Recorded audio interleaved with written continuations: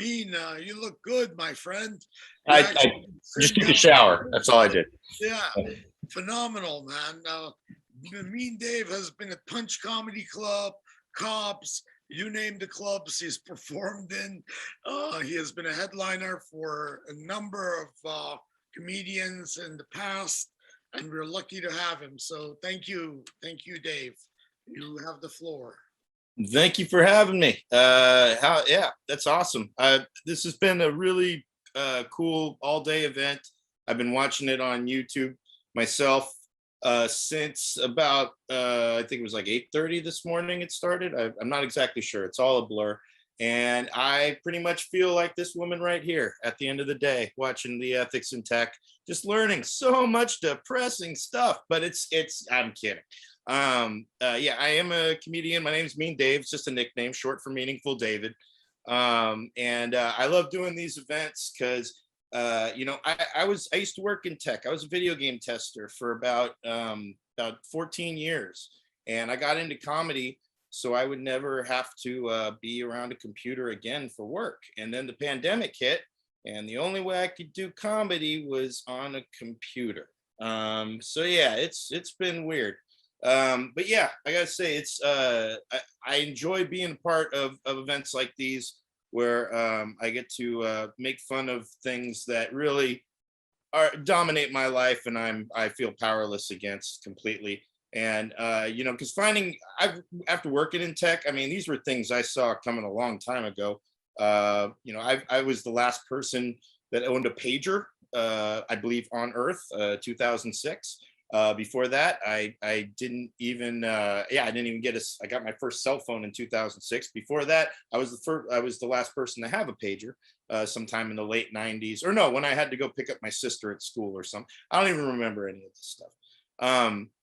But I am grateful to be a part of this ethics and tech organization, courtesy of pretty much, it's ethics in tech that we basically stick it to big tech by using big tech. So that's cool. We need these things in order to make sure we do. I don't know if you knew this either. I think I messaged you, Vahid, but I was concerned for a second because the YouTube, apparently you were having too much ethics in your tech today. There was a brief pause in the YouTube stream I was watching, because as much as there's no ethics in tech, there are ethics in copyright according to YouTube. So I guess they paused it for a second, but everything came back on. So I was a little nervous at first. But that's the thing, finding ethics in tech I have a hard enough time finding ethics. So yeah, must be nice to be looking for ethics in tech, as the kids like to say. Yeah, it's hard enough just finding ethics. We lost a comedian recently, finding out that she wasn't nice.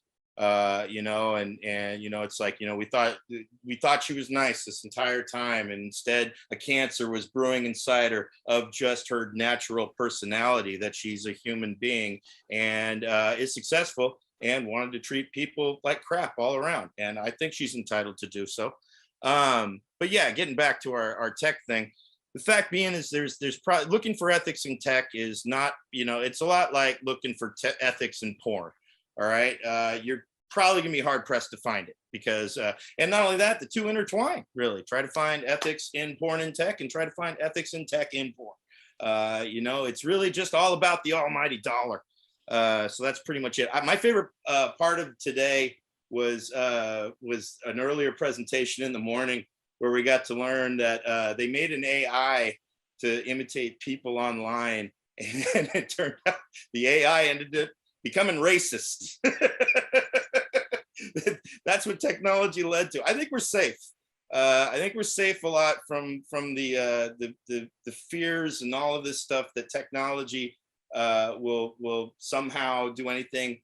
I don't think technology is going to be driving cars without people, because people can't drive well, let alone the people that design the stuff afterwards. And so, as you can see, AI just, it's only going to imitate the people that make it, and we're not getting any better at that soon. What we are killing it at is the war on earth, man. We're gonna ruin this place for our human existence so well, better than any other species on this planet. You think the dinosaurs went, were cool and go into extinction? No, we are doing it faster and better and way more efficient than any other species has on the planet.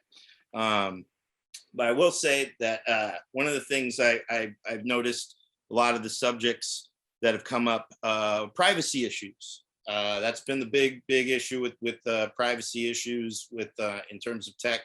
And I think we just don't realize that the solution has been right under our noses the entire time. The solution to the privacy issues is just keep living your same boring life, everybody, that no one wants to pay attention to. That's the key to combating all of these privacy issues. It's sort of, think the Illuminati. Just keep hiding your boring life in plain sight that no one wants anything to do with, and you will be safe from all of this technology. That's just my kind of way of doing it. Best way I find is be a comedian, because comedians, the only comedians that everybody cares about are the famous ones, and those are a small few.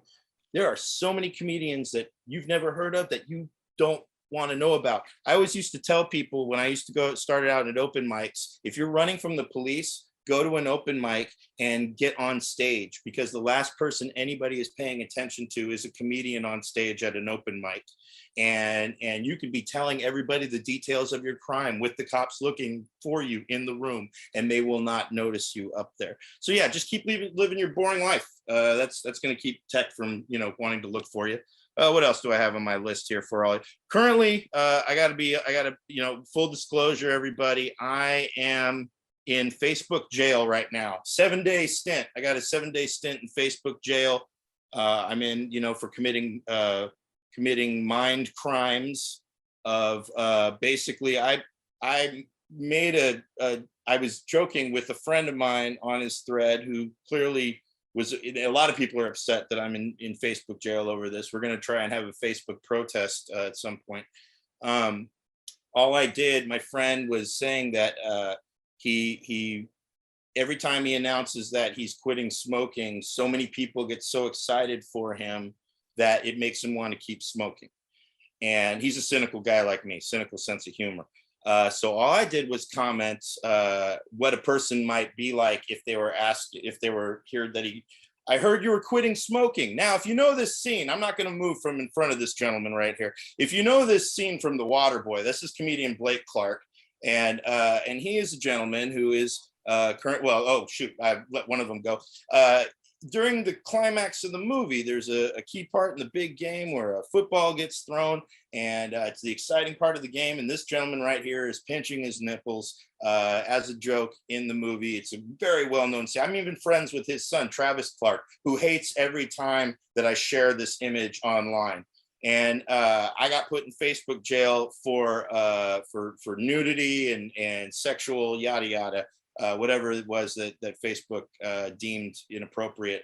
And so I'm currently in the Facebook slammer for 7 days because I had some other infractions too that were also completely misunderstood.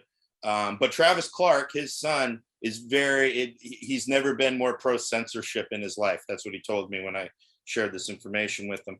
The other thing, after watching all of this stuff today, I think we've learned that the biggest threat with technology isn't the government, it's other Americans and the technology that just gets shared. It's really just everybody's ability to just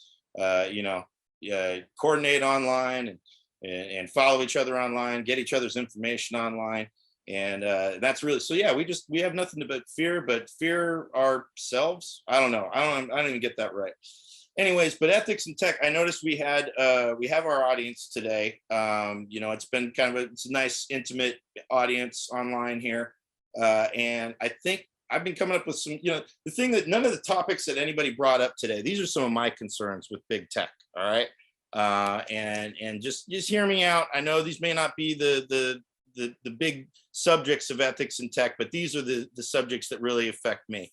And that is when sex bots AI and sex bots start getting hip and start rejecting humans in lieu of just having sex with other sex bots. Once that happens, it's all over for the rest of us. So that's first and foremost. Not only that, when will the IRS start monitoring my gambling debts so I can keep track of how much I lose every year in gambling? All right. If the IRS is going to track my finances, please track my losses first thing and foremost. Another thing is too, we've got the mighty military. All right. We spent all this money on the military. When are we going to invade Canada and take over and get free healthcare? All right. Like, let's just take these hockey players, all these Canucks, and just, I mean, we are a dominant country. Might makes right. Let's go up there and take all that free healthcare from them. All right. For us Americans. I don't know what the hell we're doing.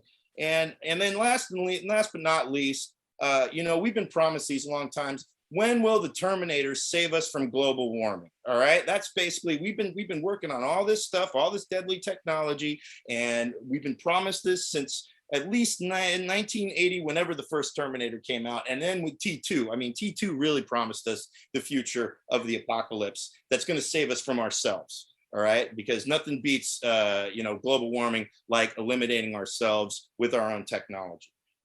So anyways, I got some other things too, because here's the thing.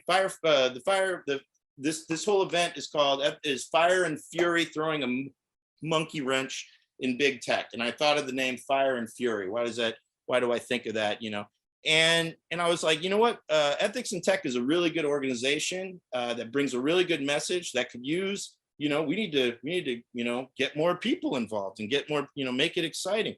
And I think first thing and foremost is to get Ja Rule on board. I don't know if you've ever seen the Fire Festival documentaries, but I think you could pretty much promote something with Ja Rule without his knowledge now legally.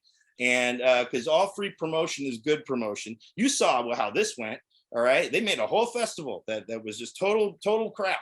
And then the bottom line was nobody, they tricked all kinds of rich people to go to an island where there was nothing going on. It was beautiful. So what would be better use of Ja Rule than to bring him involved in ethics and tech? I think that's what we're missing here in ethics and tech.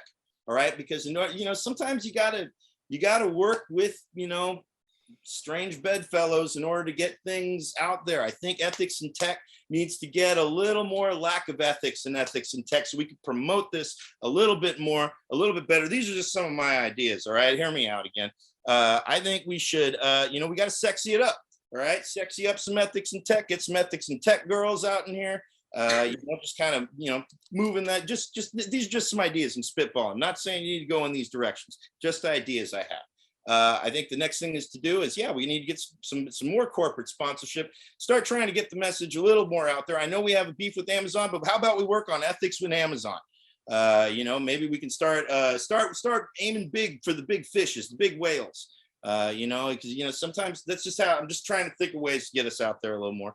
Lastly, maybe we start promoting on drones, the attack stripe drones. Make sure get the logos on there. Ethics and tech. Let them know that we're trying. We're really trying. We're not. It's going to be a tough road, all right. But I mean, get a few. It's about these little numbers here and there as we're dealing with the big fishes, the big sharks, really. So. Again, these are all jokes, people. Please do not take me seriously, all 10 of you who are watching. I really don't want to get in trouble. I really enjoyed this, and Vahid already paid us. So I really, there's not much we can do, and I want to make sure he gets full value for his dollar. The thing is, folks, I've been doing comedy on Zoom this last year, thanks to the pandemic. I've actually been really, really embracing it a whole lot more than most comedians do. They don't really dig it. I don't mind it. A lot of my comedian friends say that's not real comedy. And I say, well, I've been having phone sex and internet sex for decades, and no one ever barged in my room and said that wasn't real sex you're having there, Dave. And it would be if they joined in, you know what I mean? But yeah, so I adapted to the technology. I'm also in 12-step recovery. I think you can tell I'm a drug addict. It's pretty obvious I'm an addict and an alcoholic. What people don't know is I'm 7 years clean and sober, soon to be 8. And I'm really grateful for all that time, because it's been a boring 7 and 8 years that'll make you want to drink and do drugs, especially in this time in day and age. But the fact is, I am grateful for my recovery. I'm grateful for a lot that has been going well in my life as a result of it, and even the things that go wrong, which is plenty. But at the same time, I go to AA meetings online, and the thing that all Zoom has in common for people that use the Zoom application have been Zoom bombers, the pranksters that like to interrupt a meeting, basically doing stupid pranks. Now, again, you want to talk about ethics and technology. Let's talk about some ethics in pranking. All right. Fact is, the pranks have gotten worse since the technology has gotten better. All right. When I grew up in the age of the landline and you did a prank phone call, you needed to have a good, like, hey, is there a John there? No. Well, where do you go to the bathroom? All right. That's a classic. But you needed a good prank to go. The pranksters on Zoom with all of this technology, you know what they like to do? They like to interrupt the meeting, yelling racial slurs, playing with themselves on camera, or showing porn. Or if you're lucky, you get a very talented individual who does all three at once, which is really, granted it's offensive, but still pretty amazing to see somebody pull that off. And the last person I saw interrupt a meeting, a Zoom meeting, it was an AA meeting, was this young kid who basically interrupted the meeting yelling, I love dicks, I love dicks. And the meeting wasn't even that shocked. We were like, that's cool. We love alcohol. That's why we're here. I love dicks is Wednesday. That's a different meeting. And, and so fact is, I wanted to like take this kid aside and be like, look, you can prank this meeting so much better. You just need to put some work into it. All these pranks are lazy. When I was a kid, I was in 7th grade and I was at my friend's house and I did the best prank I don't even do pranks very often, but I did the best prank ever with my friend. We were at a sleepover. We were watching a cable access channel that had a religious organization raising money. There were 5 old ladies that were answering phones. And we thought, let's mess with these ladies on this cable access channel. Evil little 7th graders. And we were all trying to get the one in the middle. And I called up. My friends would call up and they'd be like, which one are you? And one would wave their hand and they'd hang up and be like, got her. And that's not a prank. You just prove the phone worked. All right. And that's, you need a prank, you need backstory. And I ended up having a prank in mind. And so when I called, I had a Casio keyboard, talk about technology back in the late 80s, Casio keyboard, recorded my voice, ready to play back at a lower pitch when I needed it. And when I called, the lady in the middle answered. Her name was Ruth. I remember it like yesterday. And Ruth answered the phone. And she said, hi, this is Ruth. How can I help you? And I said, hi, my name is Peter. And I am locked in a closet right now because my parents caught me reading the Bible and they're devout Satanists and refuse to let me read the Bible and lock me in a closet for at least 24 hours or unless I pledge my undying allegiance to Satan, which I won't do. Get behind me, Satan. I am for the Lord. And Ruth was scared, so scared. She was like, oh my God, do you need help? Should I call the police? And I said, oh no, they're back. They're back. And that's when I played the Casio keyboard on the phone, which had my voice recorded at a lower pitch saying, I have him now. And poor Ruth jumped up out of her seat, hung up the phone, sat there with her face in her hands for at least 5 minutes. The other ladies were getting scared for her. And Ruth just got up and walked off camera. And someone else came and replaced her. We didn't see Ruth for the rest of the night. That's a good prank. All right. I'm a 7th grader sending a 65-year-old woman home rethinking her faith. Even my friends turned on me. They all said, you're going to hell for that one, Dave. And I said, worth it. Because now I got a cool story I'm going to tell all the way to hell. And I'm pretty sure Satan will be on my side. Now, cut to today. I wish I could tell this kid that interrupted the AA meeting, look, there's a better way to prank this meeting. If I were you, this is what I would do. I would get props. Okay. I would hire some help. All right. And if I were you, I would watch the AA meeting, find a good opportunity, because it's very easy to prank a meeting if you pay attention. You use the technology to your advantage. All right. We got this video element here. And if I were you, this is what I would do. Let them do their prayers. They then have a speaker, and then after the speaker, everybody gets a chance to speak. And that's when you raise your hand. And if I were you, I would do this. I'd be like, hi, my name is David. I'm a grateful recovering addict, alcoholic, 7 years clean and sober.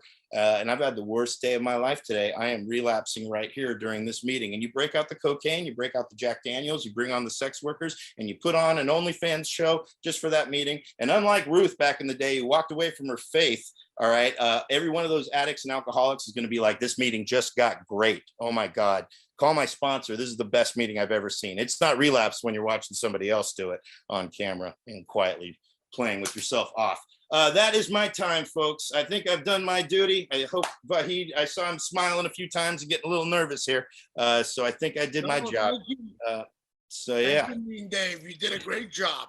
Thank I you. just don't believe in your marketing efforts. I just don't see our logo ever being associated with a drone. Word ethics and associated with the word Amazon. Yeah.